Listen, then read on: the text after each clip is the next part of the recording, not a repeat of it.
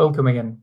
Now that we know what algorithm analysis is, let's learn the different ways we have to measure the cost of an algorithm, a problem, or a program. So, the cost of a program can be evaluated either experimentally or theoretically. So, for the experimental analysis, that's very easy to do. We have the time module, and we can use that to time the execution of a given method or a given problem. And with that, we can, for example, create a list with 40 million elements, and then we can sort it and see how long it takes to be sorted. In this case, this was around 1 second. But this is on my machine. This depends on the specific version of Python I have, on the specific computer I'm running on, whether I'm using a battery-powered computer or a desktop tower. And it applies to this specific algorithm as implemented in this specific program. It doesn't give us the general view of how this algorithm is implemented. And we also have the theoretical or a priori analysis, and this can be performed on paper, independent on any specific characteristics of the computer we're working on. So instead of talking about the time it takes to execute, we talk about a key concept called elementary operations. And this would be the number of operations that are repeated the most. And with that, we can create a model of how long it will take depending on the size of the array. And we will use expressions such as a constant time, linear time. So both types of analysis have their usefulness. Theoretical analysis is very useful because it can be performed without even implementing the algorithm, and then we can know to avoid a certain algorithm if their performance characteristics do not fit what we are interested in. On the other hand, we have experimental analysis, and this measures the specific implementation detail and also measures the specific performance of the machine we're working on. We can use multiple measures in experimental analysis to give us an idea of how this problem will take to run in larger instances. For example, we can test with an array of a list of 10 elements, and then a list of 100 elements, and then a list of 1,000 elements, and from those values estimate how long it would take to sort a list with 1 trillion elements, for example. In theoretical measurement, we'll mostly be talking about elementary operations, or we'll sometimes also call them steps. And each of these operations will assume that they take a predetermined time to execute, and we'll say that this takes 1 step to execute.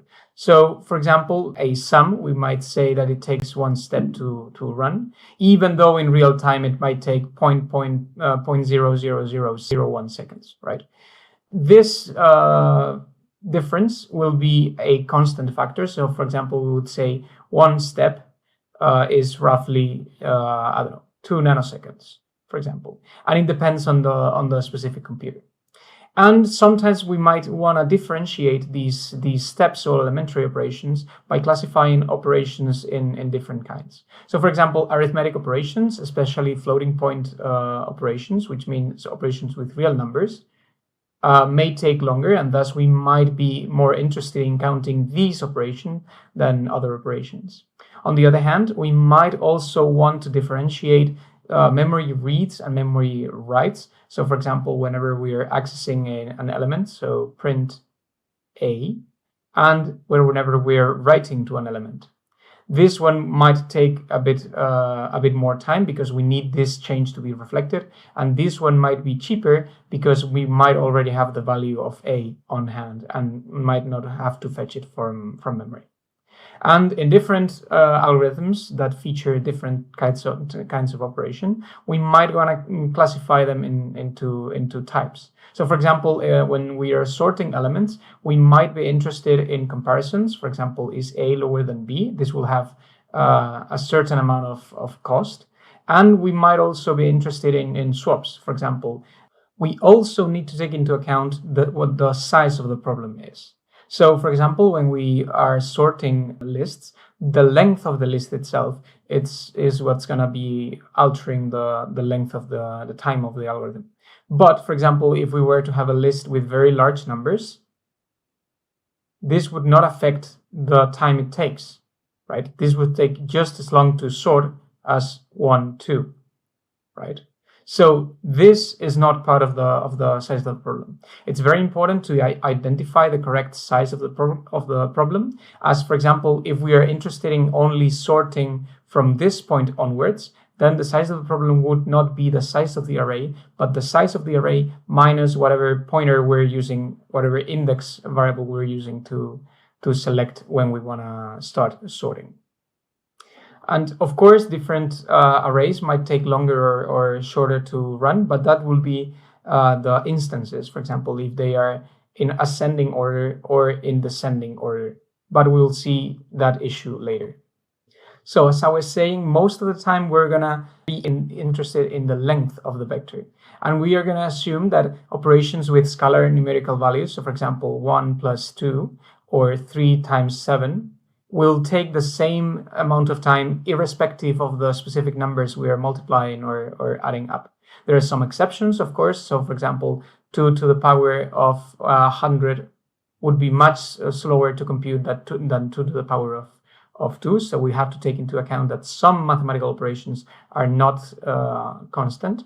But most of the ones we're going to use, for example, sums or comparisons, will have a constant runtime. So we're not going to take that into account. So the elementary step will be the elements in the program that consume an amount of time, and that could be any operation from a print operation to an assignment to a sum. And from that, we're going to compute what the cost of the problem is related to the size of the problem itself.